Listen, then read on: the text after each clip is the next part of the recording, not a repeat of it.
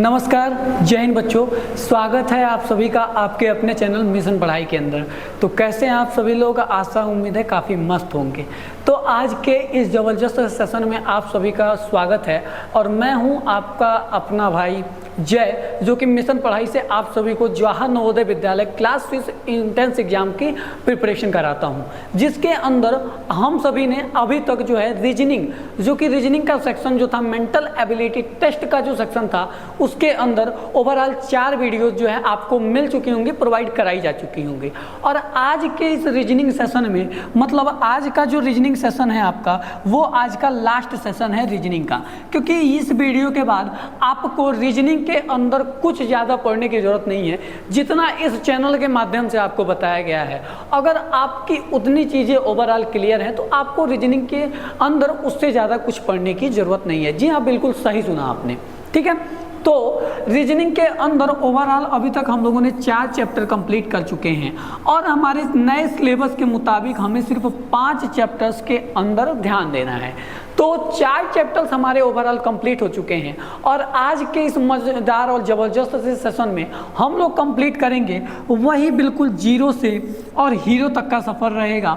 Zero से hero तक की सीरीज है। अगर आपने अभी तक कुछ नहीं पढ़ा है, मतलब अभी तक आपने कुछ पढ़ा ही नहीं है, तो भी अगर आप इस लेक्चर को देख रहे हो तो आपको बिल्कुल समझ में आने वाला है, ठीक है।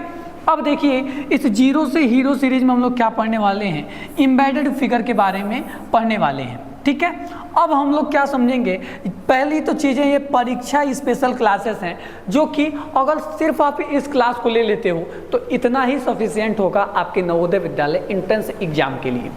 और आप ओवरऑल ये 5 वीडियोस देख के अपने 25 आउट ऑफ 25 नंबर इसमें जो है क्या कर सकते हो, ओके कर सकते हो, फिट कर सकते हो कि इससे अलग आपसे कुछ पूछा भी नहीं जाएगा। जी हाँ, बिल्कुल सही सुना, ठीक है। तो अब देखिए, ओवरऑल हमें पढ़ने की ज़रूरत क्या है। हम इस वीडियो के अंदर पढ़ेंगे कि ओवरऑल बेसिक इंट्रोडक्शन के अंदर हम पढ़ेंगे कि हमारा एम्बेडेड फिगर होता क्या है। सबसे पहले ये जानेंगे कि एम्बेडेड फिगर होता क्या है। उसके बाद एम्बेडेड फिगर के सॉल्विंग मेथड्स के बारे में जानेंगे कि एम्बेडेड फिगर को सॉल्व करने के कौन कौन से तरीके हैं, कौन कौन से मेथड हैं, जिनको लगा के हम लोग इजीली तरीके से एम्बेडेड फिगर को सॉल्व कर सकते हैं, ठीक है। 2 चीज़ जानेंगे।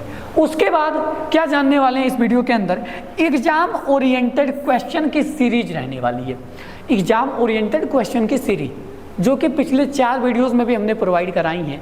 एक वीडियो के अंदर टोटल जो है हम 30 क्वेश्चन को प्रोवाइड कराते हैं, टोटल 30 क्वेश्चन प्रोवाइड कराते हैं। उस 30 क्वेश्चन में 25 क्वेश्चन जो है आपको यहीं पे प्रैक्टिस कराया जाता है, प्रैक्टिस कराया जाता है। और 5 जो रिमेनिंग आपके क्वेश्चंस होते हैं उनको आप लोगों को वर्क दिया जाता है कि ये आप लोग करके लाओगे। तो सिर्फ आपको इन 5 क्वेश्चंस को कर लेना है। अगर आप ये लास्ट के 5 क्वेश्चंस बिल्कुल सही और करेक्ट कर लेते हैं तो आपको ओवरऑल और कुछ करने की ज़रूरत नहीं है। सिर्फ 5 क्वेश्चन से आपके अगर चैप्टर क्लियर हो रहे हैं और इस लेक्चर को देखने के बाद अगर आपका चैप्टर क्लियर हो रहा है तो फिर ये बहुत बड़ी बात है, समझ रहे हैं। तो मिशन पढ़ाई यही तो है कि सबसे अलग मिशन पढ़ाई क्यों है, तो इसलिए मिशन पढ़ाई सबसे अलग माना जा रहा है, अलग प्लेटफॉर्म माना जा रहा है नवोदय विद्यालय से रिलेटेड, ठीक है। तो चलिए आज के इस मज़ेदार सेशन में हम लोग स्टार्ट करेंगे कि इसका बेसिक सा डेफिनेशन क्या है। डेफिनेशन के बारे में चीज़ों को क्लियर करेंगे और उसके जस्ट बाद हम लोग जो है एग्जाम ओरिएंटेड क्वेश्चंस के ऊपर बढ़ेंगे।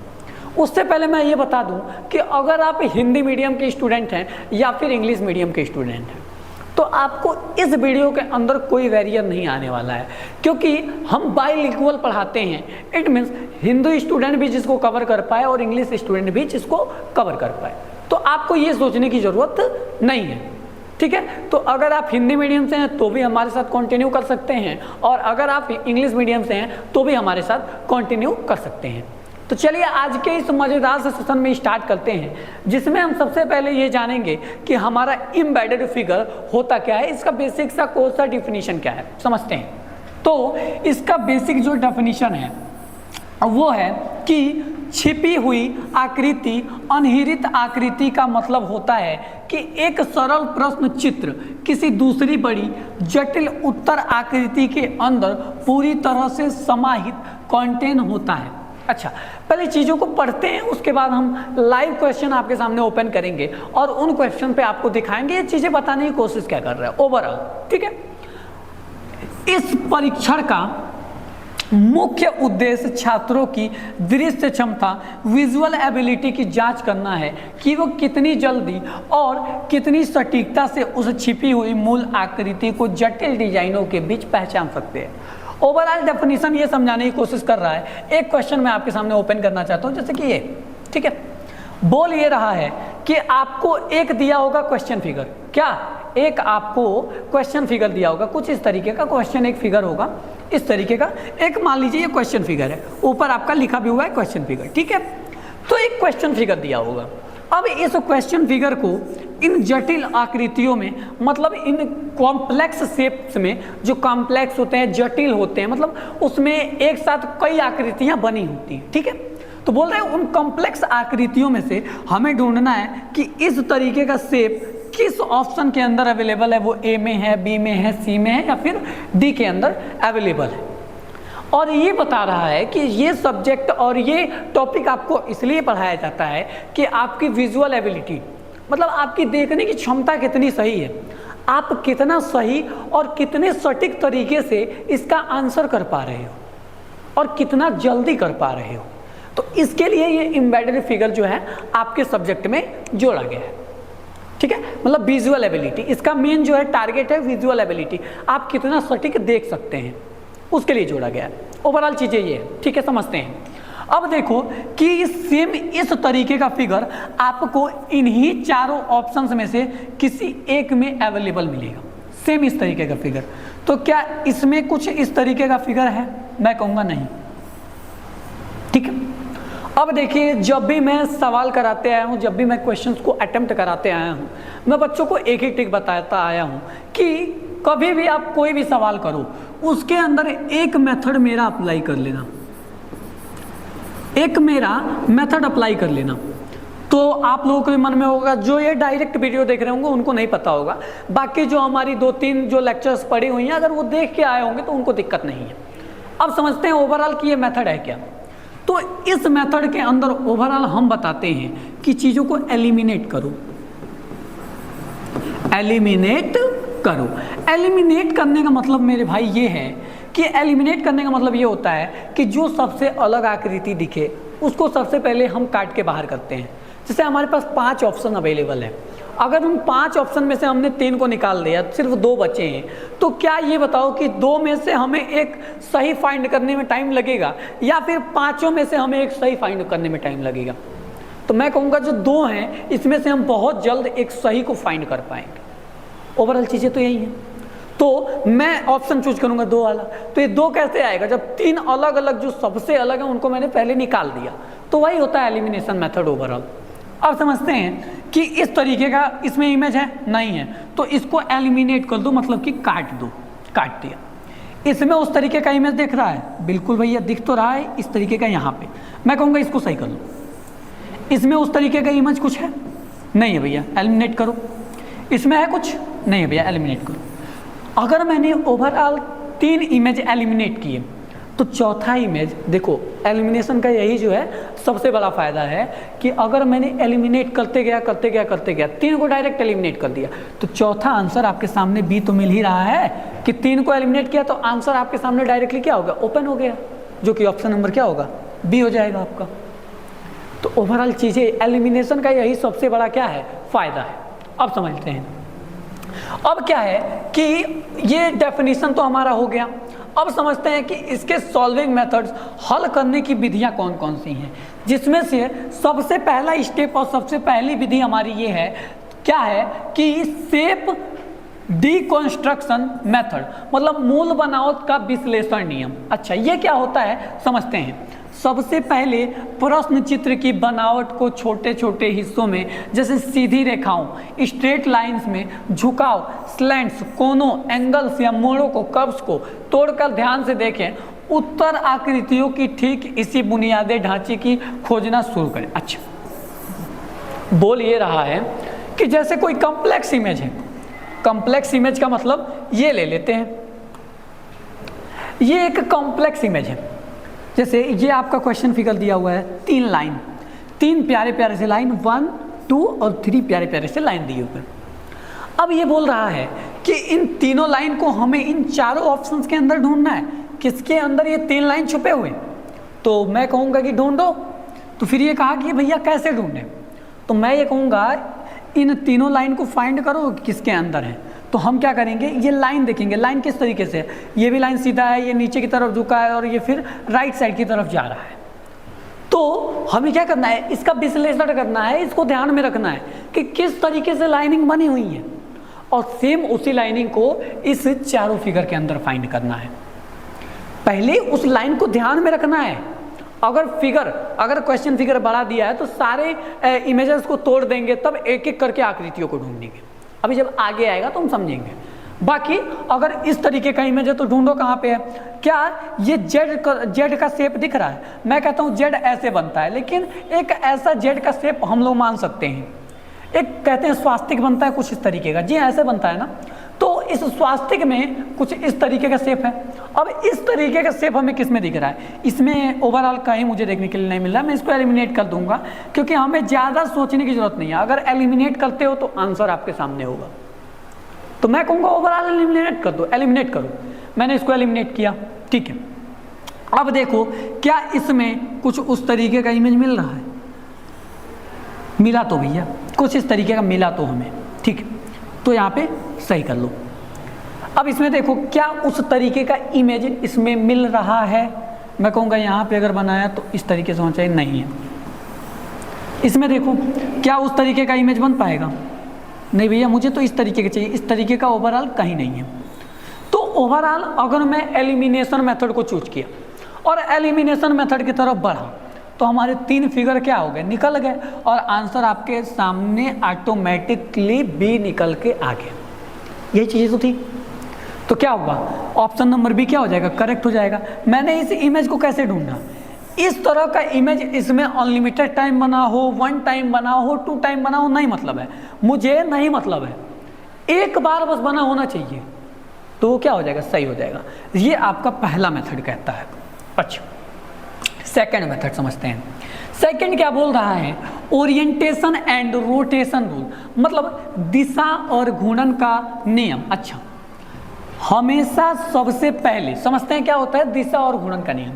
हमेशा सबसे पहले उस विकल्प को प्राथमिकता दें जहां प्रश्न चित्र बिना अपनी दिशा बदले, बिना घूमे, विदाउट रोटेशन सीधे सीधे छिपा हुआ मिल जाए।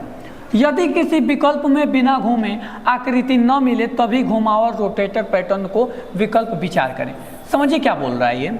एक क्वेश्चन मैं खोल लूँगा प्यार से, जो कि रोटेशन का कुछ क्वेश्चन होगा तब मैं बताऊँगा आपको। अच्छा, जैसे यही क्वेश्चन, ये आपके लिए बेहतर होगा समझने के लिए। समझिए कैसे, जैसे यहाँ पे एक जेड शेप दिया हुआ है, एक जेड शेप दिया हुआ है। हाँ भैया, जेड शेप मुझे भी दिख रहा है, एक जेड शेप है, ठीक है। अब ये बोल रहा है कि सबसे पहले रोटेशन का क्या नियम है, रोटेशन का रूल इसमें क्या अप्लाई होगा। तो मैं कहूँगा कि सबसे पहले इस जेड को, जिस तरीके से जेड ये दिया हुआ है, अगर ये जेड सीधा दिया हुआ है, अगर ये जेड उल्टा दिया हुआ है, तो हम फाइंड करने की कोशिश करेंगे कि क्या ये जो 4 ऑप्शंस हैं उसमें अगर ये जेड सीधा दिया हुआ है तो इन चारों ऑप्शंस में कहीं जेड सीधा अवेलेबल है क्या। अगर सीधा अवेलेबल नहीं मिला तब हम क्या करेंगे कि इस जेड का उल्टा वर्जन कुछ इस तरीके का, अगर सीधा अवेलेबल नहीं मिला, इन तीनों में अगर सीधा नहीं मिला तो हम क्या करेंगे, जेड का ये उल्टा वाला वर्जन चेक करेंगे। कैसे होता है भाई उल्टा वाला, कुछ इस तरीके से होता है ना, ऐसे होता है कुछ इस तरीके से। तो ये उल्टा वाला वर्जन तब हम चूज करेंगे, रोटेशन वाला वर्जन तब चूज करेंगे। अगर हमें ये चीज़ नहीं मिल रही है, एकदम सीधा नहीं मिल रहा है, तब हमें उल्टे की तरफ मूव करना है। अदरवाइज अगर कहीं यहाँ पे सीधा दिया हुआ है और इसमें उल्टा और सीधा दोनों तरीके का जेड इसमें अवेलेबल है, तो हम प्राथमिकता किसको देंगे, जो सीधा जेड बना हुआ है। ओवरऑल यही हमारा रूल नंबर 2 कह रहा है। समझते हैं, ये जेड दिया हुआ है, तो देखिए क्या इसमें जेड अवेलेबल है, तो एक जेड अगर बनाया जाए तो नहीं है। क्या इसमें आपको जेड देखने के लिए मिल रहा है, नहीं बनेगा। क्या इसमें आपका जेड दिख रहा है भैया, नहीं भैया, दिख तो रहा है कि यहाँ पे जेड है, ठीक है, और एक कुछ इस तरीके से यहाँ पे जेड है, ठीक है। अब देखो ये जेड हमें क्लियरली दिख रहा है और ये जेड भी हमें क्लियरली दिख रहा है, ठीक है। अब हमें इसमें प्राथमिकता किसको देनी है, तो मैं कहूँगा यहाँ पे नो स्पेस है, यहाँ पे नो स्पेस है, तो हमें इसको प्राथमिकता देनी चाहिए ना, बल्कि यहाँ पे ये लाइनिंग कहाँ से आ गई, ये लाइनिंग हमें नहीं चाहिए, तो हम प्राथमिकता क्या देंगे, जो बिल्कुल एग्जैक्ट सेम एज फिगर है, तो ऑप्शन नंबर डी इसके हिसाब से सही हो जाएगा। तो हमें पहले रोटेशन वाले को प्राथमिकता प्राइमरी ना रखकर हमें जो सीधा एकदम जो एग्जैक्ट इमेज है उसको प्राइमरी रखकर हम आंसर करेंगे, ठीक है। ओवरऑल ये चीज़ें बता रही हैं। आ जाइए अब थर्ड हमारा जो रूल है उसको समझते हैं। थर्ड क्या रूल है कि लाइन सेगमेंट ट्रैकिंग मेथड, मतलब रेखांकड़ों को ट्रेस करने का नियम। रेखांकड़ों को ट्रेस करने का नियम क्या होता है, अच्छा आइए समझते हैं। उत्तर आकृतियों के घने डिजाइन के बीच भ्रमित होने से बचने के लिए, मतलब अगर कोई उत्तर आकृति, कोई आंसर फिगर दिया हुआ है तो उसके अंदर अगर कॉम्प्लेक्स फिगर बने हुए हैं तो उसके घने डिजाइनों को भ्रमित ना हो, उससे डरे नहीं कि इसमें घने डिजाइन है। अच्छा, प्रश्न चित्र को, रेखाओं को एक एक करके उत्तर आकृति के ऊपर मानसिक रूप से या पेंसिल से चलाकर ट्रेस करके क्या वह आकृति वह पूरी तरह बन रही है या नहीं। समझिए क्या बोल रहा है, ये बोलने की कोशिश ये कर रहा है कि जैसे ये फिगर आपके सामने दिया हुआ है, ये फिगर दिया हुआ है, ओवरऑल ये फिगर आपका दिया हुआ है क्वेश्चन फिगर में, तो ट्रेस का नियम क्या बोलता है कि अगर ये फिगर अगर हमें इसमें ढूंढना है तो इन कॉम्प्लेक्स डिजाइन में हम कैसे फाइंड आउट करेंगे, आपके सामने ये सवाल है। तो हमें क्या करना है, जस्ट एज इट इज जो ये क्वेश्चन फिगर है इसको आंसर फिगर के ऊपर जिसमें हमें कन्फ्यूजन है, पहले जिसमें हमें कन्फ्यूजन है, अगर ये चीज़ें हमारी एलिमिनेशन मेथड पहले लगाएंगे। एलिमिनेशन मेथड, एक ही चीज़ ध्यान में रहे, एलिमिनेशन मेथड। एलिमिनेशन मेथड एक कोई चीज़ उठाएंगे और उससे डिफरेंस निकालेंगे। जैसे ये नीचे का कुछ यहाँ पे बन रहा है कुछ इस तरीके का शेप, अब इस तरीके का शेप किस में अवेलेबल है, यहाँ पे अवेलेबल है, यहाँ पे नहीं है, ख़त्म करो, यहाँ पे नहीं है, ख़त्म करो, यहाँ पे नहीं है, सॉरी यहाँ पे है, ये नीचे शेप बन रहा है लेकिन ये कुछ इस तरीके का शेप है, यहाँ पे भी नहीं है, ख़त्म करो। अगर हमने 3 फिगर एलिमिनेट करके ही निकाल दिया तो चौथा फिगर ए तो आपके सामने ऐसे ही आंसर आ गया, आया कि नहीं आया। लेकिन अब ट्रेस का नियम ये कहता है कि आपको क्या करना है, अगर मानिए कि ये फिगर आपके पास बच गया होता और एक ये फिगर होता, 2 फिगर होता, तो आप क्या करते, इस सेम को ऐसे ट्रेस करते, मतलब पेंसिल से इसके ऊपर बनाते कि क्या इसमें ये इमेज अवेलेबल है, कुछ इस टाइप का। अगर ट्रेस करेंगे ये पेंसिल से, जब आप बनाओगे तो ये खुद ही गाढ़ा दिखने लगेगा, और तब मिलाओ क्या ये फिगर और ये फिगर सेम है, अगर सेम हुआ तो वो आपका आंसर ही तो होगा। समझ आया, बस ये सिंपल आपको 3 मेथड पे सारे सवाल बनने वाले हैं, तो इन 3 मेथड्स को आप लोगों को रखना है ध्यान में, और इन 3 मेथड्स से आपके सारे सवाल कंप्लीट हो जाएंगे। तो मैं कहूँगा इन 3 मेथड्स को ध्यान में रखो। अब चलिए अपने मज़ेदार से क्वेश्चंस की तरफ बढ़ते हैं, जिसमें कि सबसे पहला क्वेश्चन ये रहा। अब मैं कहता हूँ कुछ इस तरीके का शेप है और ये इस तरीके का, अच्छा ठीक है, और एक इस तरीके का। ये जो ट्रेस वाला नियम है ये एवरी क्वेश्चन पे अप्लाई करना, एवरी क्वेश्चन पे, ठीक है। अब देखो इस तरीके का शेप, ये कुछ किस तरीके का शेप बन रहा है, ये ऊपर की तरफ है नीचे की तरफ है, ऊपर और नीचे ये 2 कॉन्सेप्ट लगे। तो पहले इसके हिसाब से एलिमिनेशन देख लेते हैं, तो ये ऊपर बना और ये भी ऊपर बन गया, ख़त्म। एक ऊपर एक नीचे चाहिए, तो एक यहाँ पे ऊपर बना है भैया, एक नीचे बना है, ठीक है। और ये जो है, ठीक है, ये एक आपका फॉलो कर रहा है, ये ऊपर बना है, ये नीचे बना है, ये भी आपका एक फॉलो कर रहा है। मैंने यही रूल तो अप्लाई किया, ये ऊपर बना है और ये भी ऊपर बन गया, मतलब ये खत्म। ओवरऑल एलिमिनेशन से 2 को कर दिया बाहर। अब आते हैं ट्रेसिंग नंबर 3 पे, तो ये ऊपर की तरफ है। अब चेक कर लो ऊपर की तरफ किस में है, तो एक इसमें ऊपर की तरफ दिया हुआ है लेकिन इसमें नीचे की तरफ है, तो ये भी खत्म। तो इसके हिसाब से ऑप्शन नंबर सी क्या हो जाएगा, करेक्ट हो जाएगा। कुछ इसी तरीके से क्वेश्चंस पूछे जाते हैं और इसी तरीके से आसान तरीके से क्वेश्चंस होते हैं। ये जितने भी क्वेश्चंस हैं आपके PYQs हैं, क्योंकि आपके एग्जाम में पूछे जा चुके हैं, वही क्वेश्चन है। तो इतने आसान ही क्वेश्चन पूछे जाते हैं, कुछ हार्ड नहीं होता, कुछ डिफिकल्ट नहीं होता, सिर्फ चीज़ें समझनी है। अगर चीज़ें आप समझ गए हो तो फिर ओवरऑल ये चीज़ें कुछ है नहीं आपके सामने, समझ रहे हो। अब देखो अगला क्वेश्चन, अगला क्वेश्चन क्या है, कुछ इस तरीके का शेप बना हुआ है।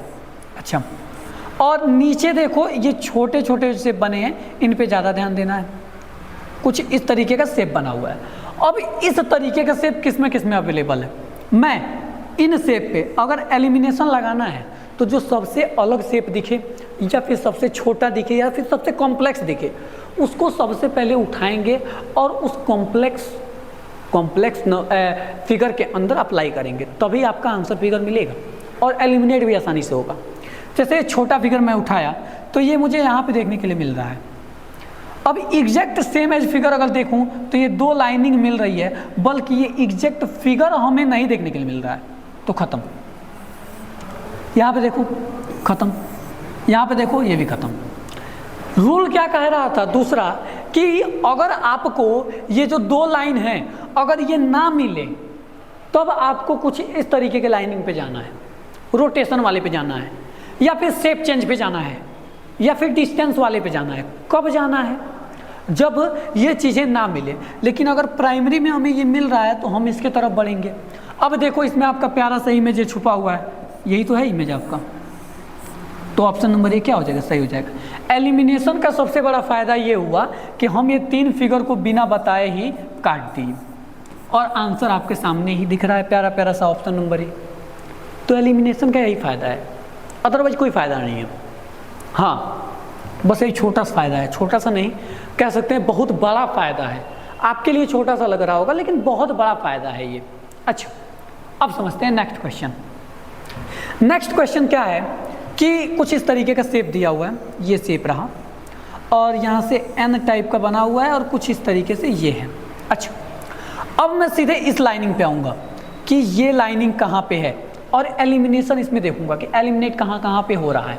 अच्छा, अब इस लाइनिंग को अगर मैं देखता हूँ तो ये लाइनिंग कहाँ पे आएगी, इन द सेंटर कह सकते हैं कि सेंटर ही अप्लाई होगा कुछ इस तरीके से। हाँ भैया, सेंटर में तो जाएगा, ठीक है। अब देखो सेंटर में इसके किसके लाइनिंग है, मैं कहूँगा इसके नहीं है, सेंटर में लाइनिंग खत्म करो, इसके सेंटर में लाइनिंग भी ऐसा ही करो, इसके भी सेंटर में ऐसा ही करो और इसके भी सेंटर में है, सही करो। अच्छा, ठीक है। अब देखो कुछ इस तरीके का अगर ये शेप बन रहा है इस तरीके का, तो ये लाइनिंग तो इम्पॉर्टेंट है। अब ये लाइनिंग ढूंढो, ऐसे टेढ़ी लाइनिंग, क्या टेढ़ी लाइनिंग इसमें है, नहीं, पूरी लाइनिंग तो नहीं है, ख़त्म करो। इसमें टेढ़ी लाइनिंग है भैया, इसमें तो है, इसमें अभी एक टेढ़ी लाइनिंग, पूरी एक टेढ़ी लाइनिंग इसमें भी नहीं है, ख़त्म करो। तो एलिमिनेशन से ओवरऑल सिर्फ हम 2 राउंड में आंसर निकाल दिए, ऑप्शन नंबर सी। देख लो फिगर आपका इसी में छुपा हुआ है। कैसे, ये एक फिगर था, एक ये था और ऐसे था, और यहाँ पे क्या कह सकता हूँ मैं, ओवरऑल ऐसे था और बस ऐसे था फिगर। यही तो फिगर था आपका, यही तो फिगर था, यहीं पे तो छुपा हुआ है, ऑप्शन नंबर सी के अंदर छुपा हुआ है। ओवरऑल ऑप्शन नंबर सी आपका आंसर हो जाएगा। 14 देखिए, 14 क्या है, एक ये लाइनिंग ये और कुछ ऐसा दिया हुआ है। अब मैं सीधे इस लाइन पे आऊँगा जो सबसे अलग दिख रहा है। हाँ, ये वाले लाइनिंग पे मैं आऊँगा। क्यों आऊँगा, क्योंकि सबसे अलग वही मुझे दिख रहा है। अगर मैं डिफरेंट निकालूंगा तभी तो क्वेश्चन एलिमिनेट कर पाऊँगा। बस, तो डिफरेंट जब तक मैं नहीं निकाल रहा हूँ क्या क्वेश्चन एलिमिनेट हो पाएंगे? तो आपका जवाब होगा बिल्कुल नहीं। तो डिफरेंट निकाला तो क्वेश्चन को एलिमिनेट करूँगा, तो बस क्वेश्चन एलिमिनेट कर रहा हूँ उसके हिसाब से। तो ये जेड वाला साइन कहाँ पे मिल रहा है, तो मैं कहूँगा कुछ इस तरीके का जेड में अगर देखूँ तो भैया मुझे यहाँ पे मिल रहा है। अगर मैं कुछ इस तरीके का जेड देखूँ तो अगर ऐसे बनाऊँ तो नहीं, यहाँ पे मुझे अवेलेबल नहीं है, ख़त्म। क्या अगर इसमें मैं देखूँ तो कुछ इस तरीके का जेड लाइन मिल रहा है, हाँ भैया मिल तो रहा है यहाँ पे। अच्छा ठीक है, उसके बाद अगर मैं कुछ इसमें जेड बनाऊँ तो क्या कुछ जेड बन रहा है, नहीं बन रहा है, ख़त्म। ओवरऑल फिर हमारे पास 2 सिचुएशंस आ गई। एलिमिनेट करने के जस्ट बाद हमारे पास 2 सिचुएशंस ओपन हुई। अब इन 2 सिचुएशंस में बताना है आंसर क्या होगा। तो 2 सिचुएशंस तो आसान है भैया, हम बता ले जाएंगे कि ऑप्शंस क्या होंगे, ठीक है। फिर बताओ, तो अब हमें क्या करना है कि इस जेड वाली लाइनिंग को अगर मैं यहाँ पे अब ट्रेस करते हैं, अब क्या करते हैं, ट्रेस करके देखते हैं फिगर में। आओ, क्या लाइनिंग है भैया, एक ऐसी लाइनिंग है, एक ऐसी है, और एक ऐसी है, एक ऐसी है, और कुछ ऐसी है, और कुछ ऐसी है। मतलब ये फिगर इसमें मिल रहा, ठीक है। इसके ऊपर ट्रेस करके, इसके ऊपर भी तो नहीं मिल रहा। अच्छा आओ करते हैं, इसके ऊपर मैंने ट्रेस किया कुछ इस तरीके से, इस तरीके से, इस तरीके से, और ओवरऑल देखा जाए तो इस तरीके से और इस तरीके से, ठीक है। मतलब मिल रहा है, यहाँ पे मिल रहा है। अब देखो यहाँ पे एक लाइनिंग कुछ ऐसे अगर हो तो यहीं पे फिगर कट जाएगा, जो कि यहाँ पे एग्जैक्ट कटा हुआ है, और यहाँ पे भैया पूरा फुलफिल है। मतलब कि प्राइमरी किसको रखना है, ऑप्शन नंबर सी को, है। अगर एग्जैक्ट सेम फिगर मिल रहा है तो प्राइमरी रख दो। अगर ये ऑप्शन में ना होता तो फिर हम इस पे जंप कर सकते थे, किसके अंदर, इस पे ए पे जंप कर सकते थे। अदरवाइज है तो आपका ऑप्शन नंबर सी क्या हो जाएगा, करेक्ट हो जाएगा। आगे देख लो, आगे क्या है, ये शेप एक वी का शेप है और दो साइड से उसके कुछ एल टाइप के निकले हुए हैं। मैं कहूँगा ठीक है, पहले ये शेप देखो कहाँ कहाँ है, कुछ इस तरीके का शेप। आओ चेक करते हैं। सबसे पहले वाले में अगर मैं देखना चाहूँ तो क्या कुछ इस तरीके का शेप आपको देखने के लिए मिल रहा है, तो मैं कहूँगा यहाँ पे यार ऐसे शेप मिल रहा है, ऐसे मिला तो एक शेप मिल गया, ठीक है। तो अगर यहाँ पे हमारा ये फिगर कंप्लीट हो गया, एग्जैक्ट है, सेम फिगर मिल गया, तो क्या हमें बी चेक करने की ज़रूरत है, क्या हमें सी चेक करने की ज़रूरत है, क्या हमें डी चेक करने की ज़रूरत है? मैं कहूँगा बिल्कुल भी नहीं। अगर आपका आंसर सिर्फ एक ऑप्शन से कंप्लीट हो जाता है, एक ऑप्शन से समझ में आ जाता है कि हमारा आंसर ओवरऑल यही होने वाला है, तो सिर्फ आप एक ऑप्शन को ही टिक करोगे। अदरवाइज हमें दूसरों पे ध्यान देने की ज़रूरत नहीं पड़ने वाली है, क्योंकि दूसरे पे ध्यान देंगे हमारा समय जाएगा। हमें समय कंज्यूम करना है ना, बचाना है एग्जाम के अंदर। तो ओवरऑल आप सीधे ए पे मार्क करोगे और अपने अगले क्वेश्चन की ओर जंप कर जाओगे। अगर आप वहाँ पे रुके रहे, सब में चेक किया, तो समय व्यर्थ जा रहा है ना, उससे आपका आंसर मिला, आंसर करो और आगे बढ़ जाओ। हमें वहाँ रुकने का कोई मतलब नहीं है। अब देखो ओवरऑल चीज़ें क्या हैं। अब दिया हुआ है एक ये शेप दिया हुआ है, कुछ इस तरीके का शेप दिया हुआ है। मैं कहूँगा ये शेप पहले फाइंड करो कहाँ कहाँ है। तो इस तरीके का शेप हम रोटेशन वाला कब अप्लाई करेंगे? अगर ये शेप ऐसे यहाँ पे ऊपर भी बना मिल गया या फिर ऐसे कोने में भी बना मिल गया, ये कब अप्लाई करेंगे? जब हमें ये प्राइमरी चीज़ ना मिले, ये प्राइमरी ही ना मिले। तो यहाँ पे देखो, यहाँ पे बना हुआ वो शेप तो है, लेकिन पहले हमें इस तरीके का ढूंढना है, कहीं प्राइमरी में मिल जाए। यहाँ पे बना हुआ है, अच्छा यहाँ पे भी बना हुआ है, मतलब यहाँ पे हमें प्राइमरी वाला मिल रहा है, इसको सही करो। यहाँ पे ही बना हुआ है। अब हमें प्राइमरी वाला अगर यहाँ पे मिल गया तो मैं इसी को तो सही कर दूंगा, इसको ही तो मैं सही कर दूंगा। अब इसमें ये लाइनिंग मिला लो तो ये लाइनिंग ये रही, तो इसके हिसाब से ऑप्शन नंबर सी क्या हो जाएगा, करेक्ट हो जाएगा। मैंने प्राइमरी ढूंढा। हम इसको भी ले सकते थे, यहाँ पे भी ये लाइनिंग है, ऐसी बात नहीं है, ऐसे लाइनिंग यहाँ पे भी है, लेकिन हमें कंसीडर पहले इसको करना है ना मेरे भाई। कंसीडर इसको करोगे ना प्राइमरी को, तो प्राइमरी को कंसीडर किया तो ऑप्शन नंबर सी इसका क्या होगा, बिल्कुल करेक्ट हो जाएगा। अच्छा चलिए नेक्स्ट क्वेश्चन। नेक्स्ट क्या है, कुछ ई एक प्यारा सा है लेटर, और इस लेटर को इसके अंदर फाइंड आउट हमें करना है। अच्छा ठीक है, करो फिर फाइंड आउट। मैं कहूँगा सबसे पहले मैं प्राइमरी चेक करूँगा, तो प्राइमरी मैंने चेक किया तो ई यहाँ पे मुझे मिल जाएगा, इसके अंदर मिल जाएगा। ठीक है ठीक है ठीक है ठीक है, ओवरऑल ठीक है। अब यहाँ पे भी तो हमें ई मिल रहा है, लेकिन ये देखिए यहाँ से भी कट रहा है, यहाँ से भी कट रहा है, मतलब कि कट रहा है। ठीक है, ई हमें यहाँ पे मिल रहा है, लेकिन ये भी क्या हो रहा है, कट रहा है, और ई इसके अंदर तो अवेलेबल ही नहीं है। तो अगर हमारे ऑप्शन में मैं कहूँगा कि इसी तरीके के 3 शेप दिए हैं और एक ये दिया हो, तो हम ये ऑप्शन नंबर सी कंसीडर कर सकते हैं, कोई दिक्कत नहीं है। लेकिन अगर हमारे ऑप्शन में प्राइमरी आंसर ही दिया हुआ है, मतलब प्राइमरी आंसर ई ये दिया हुआ है, ई यहाँ पे एकदम एग्जैक्ट मिल रहा है, तो उस केस में ऑप्शन नंबर ए बिल्कुल करेक्ट होगा। उस केस में ऑप्शन नंबर ए ही होगा, क्योंकि हमें प्राइमरी जो आंसर है वो सीधा सीधा मिल रहा है। तो बस प्राइमरी को मार्क करो और ज़्यादा सोचो समझो नहीं, आगे बढ़ जाएंगे हम लोग। अच्छा देखिए अब क्या करना है, इसके अंदर एक कुछ ट्रायंगल का शेप निकालना है। इस ट्रायंगल का शेप मैं कहूँगा कुछ यहाँ पे भी अवेलेबल है इस तरीके से, और प्राइमरी में देखा जाए तो मतलब दोनों शेप में अवेलेबल है। ठीक है ठीक है, अब यहाँ पे सेकेंडरी भी अवेलेबल है और प्राइमरी भी अवेलेबल है। जहाँ पे ये प्राइमरी मिल गया, अब यहीं पे हमारा आंसर तो मिल गया ना, हमें क्या बी चेक करने की जरूरत है, क्या सी चेक करने की जरूरत है, या डी चेक करने की जरूरत है? बिल्कुल नहीं। अगर हमारा ऑप्शन यहाँ पे मिल रहा है तो हमें इन तीनों ऑप्शंस पे ध्यान देने की जरूरत बिल्कुल भी नहीं है। तो यहाँ से हम सीधे सीधे क्या मार्क कर देंगे, ऑप्शन नंबर ए मार्क कर देंगे और अपना समय बचाएंगे और आगे बढ़ जाएंगे। ठीक इसी प्रकार एग्जाम में भी करना है आपको। बिल्कुल आगे देखिए, आगे क्या है, ये एक शेप दिया हुआ है, ठीक है। अब मैं इस शेप को कंसीडर करूंगा कुछ इस तरीके का शेप, इस तरीके का शेप। अच्छा ठीक है, अब इस तरीके का शेप कहाँ कहाँ है? अब मैं इस पे ट्रेस का नियम लगाऊंगा क्योंकि फिगर क्या है, थोड़े से मुझे कॉम्प्लेक्स मिल रहे हैं, कॉम्प्लेक्स फिगर मिल रहे हैं। अगर फिगर मुझे कॉम्प्लेक्स मिल रहा है तो मैं कौन सा नियम लगाऊंगा, ट्रेस का नियम। इस पर मैं एक एक पे बना के देखूंगा ऐसा एग्जैक्ट फिगर कहाँ है। तो मैं कहूँगा कुछ इस तरीके का शेप है, ऐसा ऐसा ऐसा है। तो मैं यहाँ पे कुछ इस तरीके से बनाया, एक ऐसी लाइन है और एक लाइन ऐसी है जो कि यहाँ पे मुझे नहीं देखने के लिए मिल रहा है, मैं इसको काट दूंगा। अब देखो यहाँ पे एक लाइन ऐसी है, एक लाइन ऐसी है और ऐसे ही है ना, सॉरी ऐसे नहीं है, एक लाइन ऐसे है और एक लाइन ऐसे है, एक लाइन ऐसे है और एक लाइन ऐसे है और फिर यहाँ से कुछ इस तरीके से मुड़ा हुआ है, मतलब ये वाला शेप, मतलब कि ऐसे है ऐसे है ऐसे है और कुछ इस तरीके से मुड़ा हुआ है। ये मुड़ा हुआ शेप यहाँ पे मुझे दिख रहा है। मैंने ट्रेस का नियम लगाया तो मुझे सेम एग्जैक्ट एज ये फिगर मिल रहा है, ठीक है। लेकिन ये लेंथ देखो और ये लेंथ देखो, थोड़ा ज़्यादा लग रहा है, तो मुझे इसे प्राइमरी कंसीडर नहीं करना है। मैं आगे भी एक बार चेक करूँगा, अगर ऐसा सेम मुझे नहीं मिला तब मैं इसको प्राइमरी कंसीडर कर दूंगा। अच्छा ठीक है, कर लेते हैं, क्या बड़ी बात है उसमें, आओ करते हैं, आपके साथ ही करते हैं।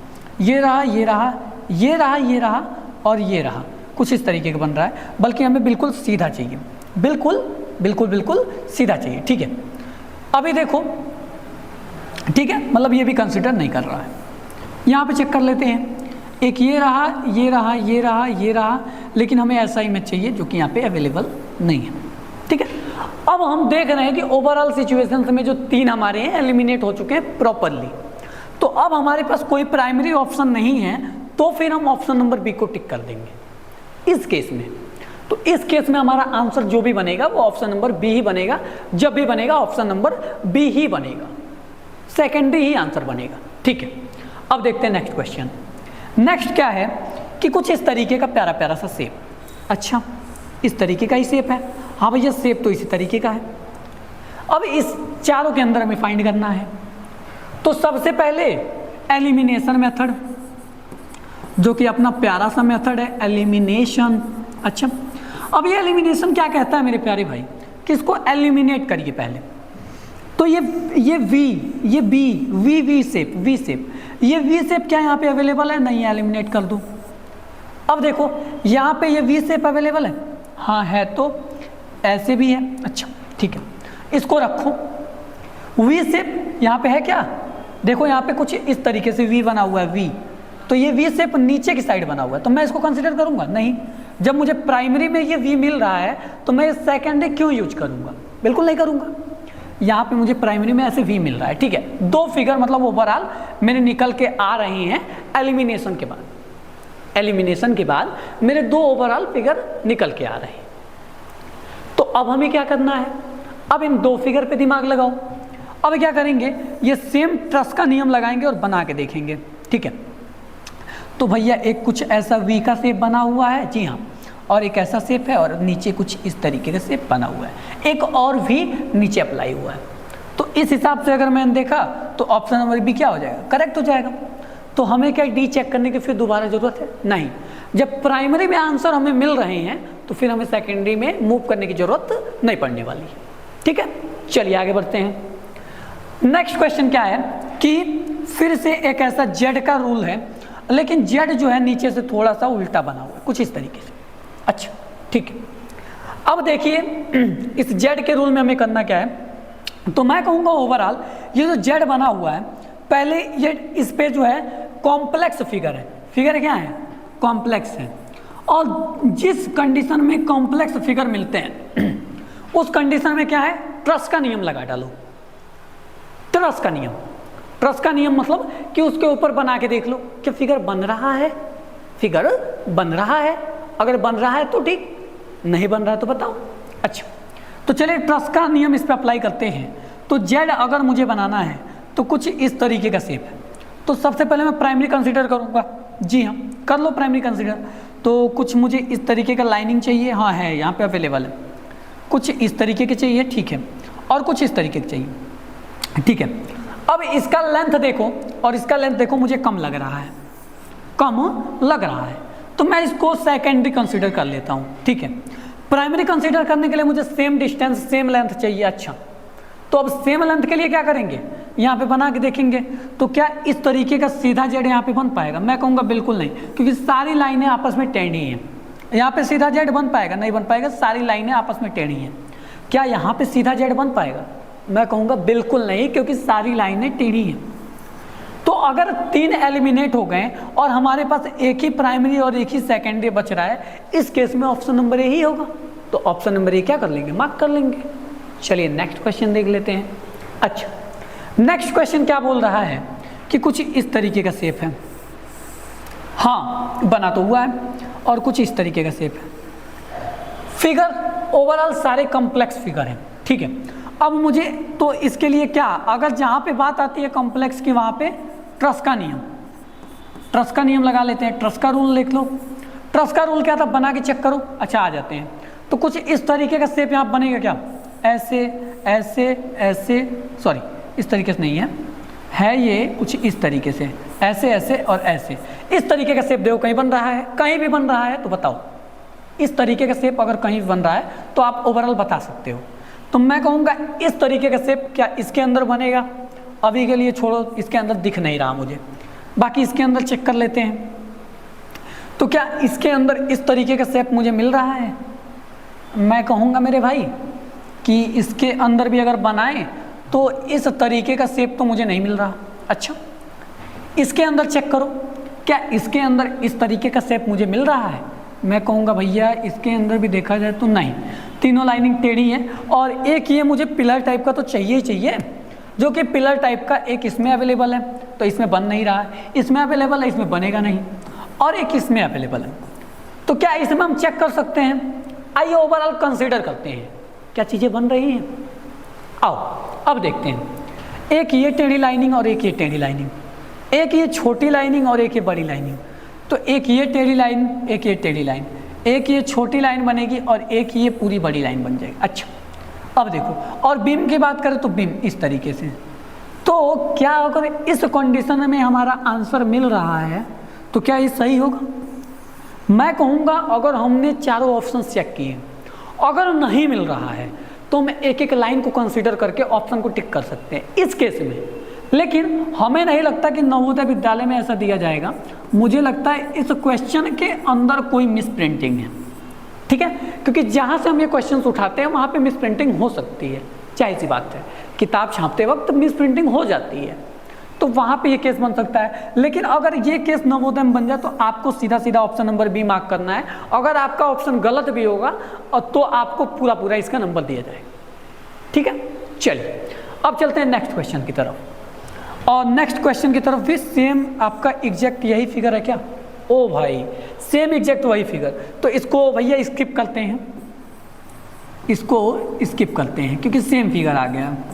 इसको एक बार आप लोग इंटरनेट के ऊपर फाइंड कर लेना कि क्या आ रहा है इसका, इंटरनेट के ऊपर एक बार फाइंड करोगे कि इसका आंसर क्या आ रहा है और मुझे कमेंट करके बताओगे, ठीक है। चलिए आगे देख लेते हैं।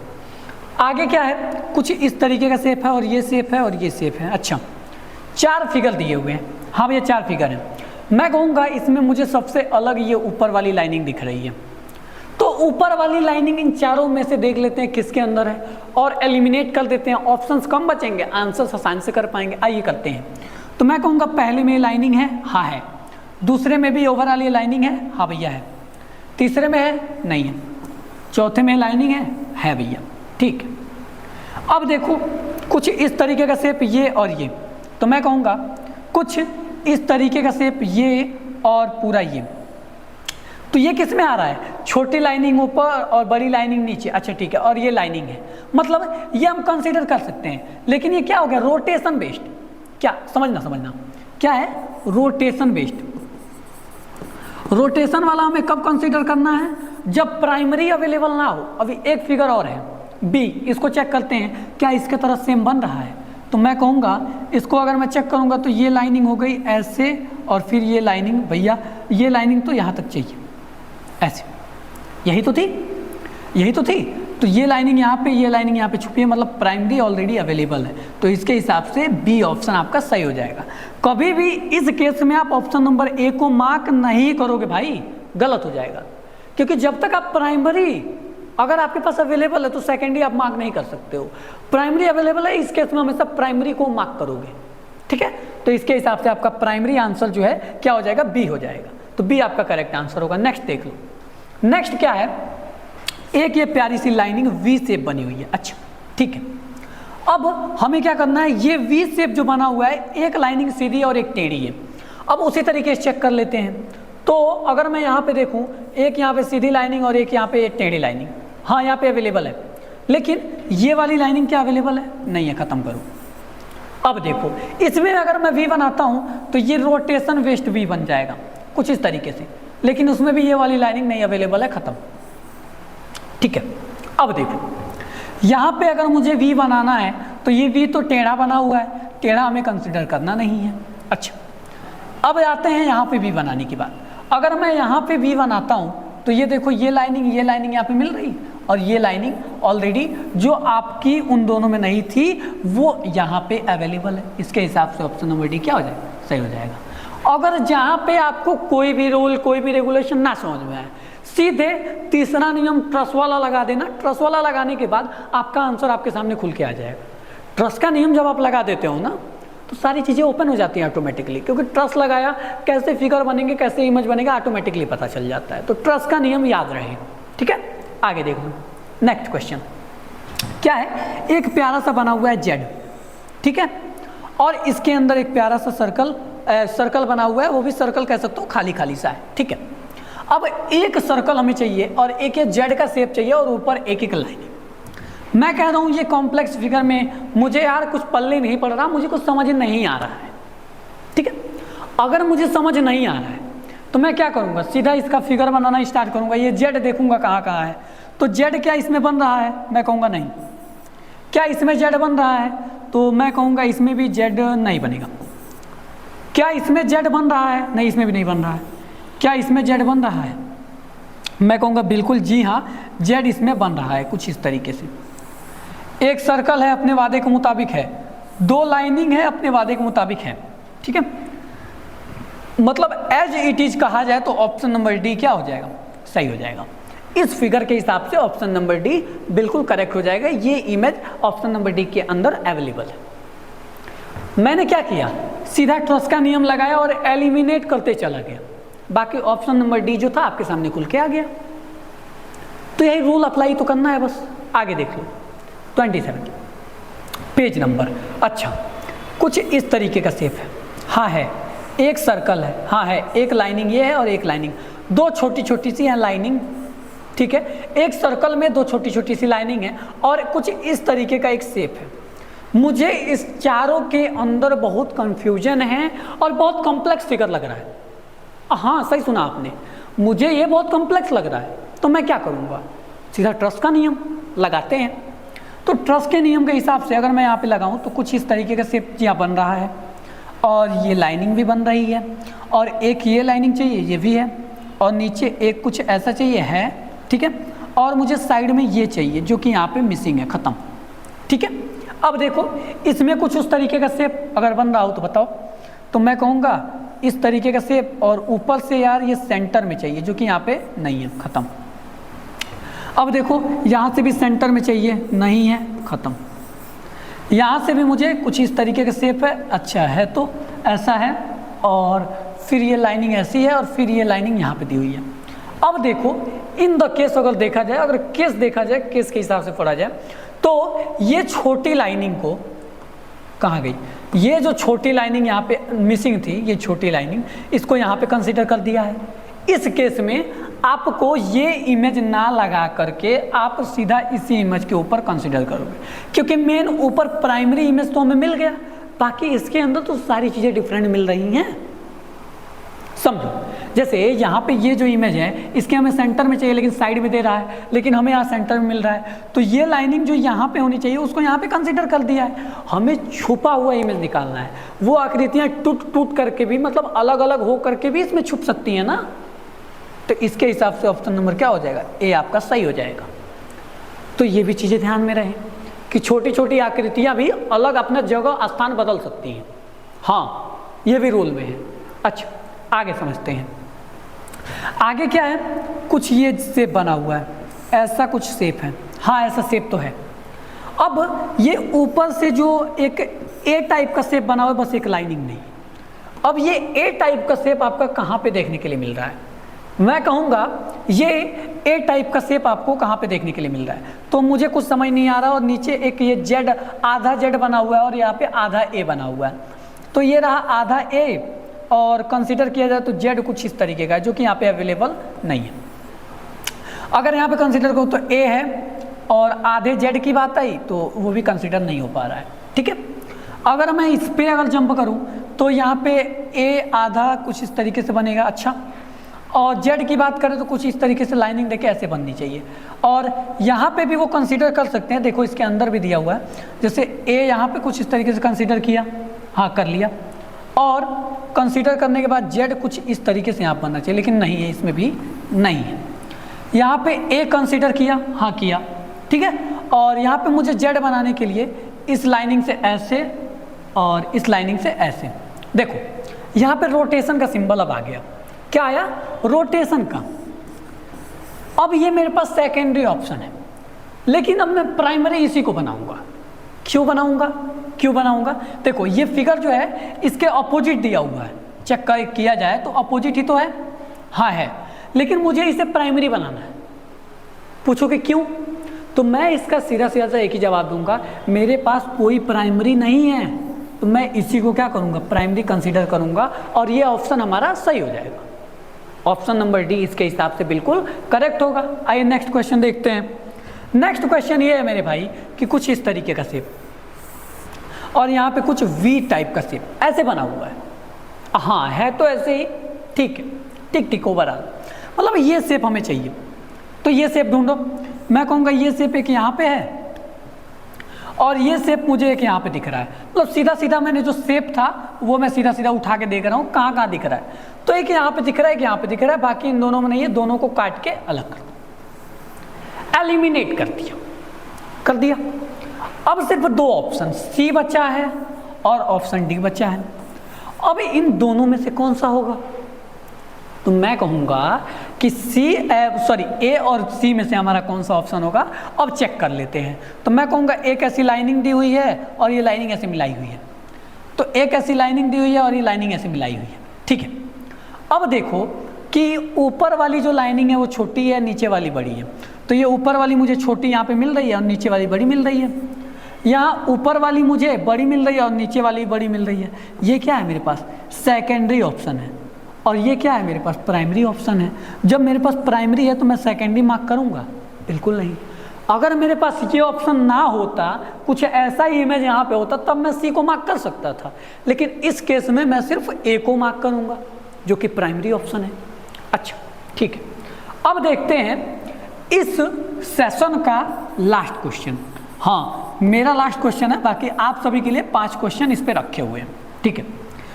ये सिर्फ ऐसा है, ऐसा है, ऐसा है, ऐसा है, ऐसा है, ऐसा है, ऐसा है, मतलब काफ़ी मुझे पेचीदा लग रहा है कि काफ़ी मतलब घुमावदार क्वेश्चन दिया हुआ है, क्वेश्चन फिगर दिया हुआ है। इसको हमें आंसर फिगर में ढूंढना है। अगर फिगर कॉम्प्लेक्स हो या फिर घुमावदार हो या फिर ज़्यादा डिफ़िकल्ट हो तो एक ही रूल, क्या रूल है वो रूल एक सिंपल सा है कि हमें क्या करना है, ट्रस का नियम। आओ लगाते हैं। ट्रस के नियम के मुताबिक हमें ये लाइनिंग ऐसे चाहिए, हाँ है, तो हमें एक ऐसे सीधी लाइनिंग चाहिए जो कि यहाँ पे नहीं है, ठीक है, काट दो। हमें एक ये लाइनिंग चाहिए जो कि यहाँ पे है, ठीक है, और एक सीधी लाइनिंग चाहिए जो कि यहाँ पे नहीं है, ठीक है।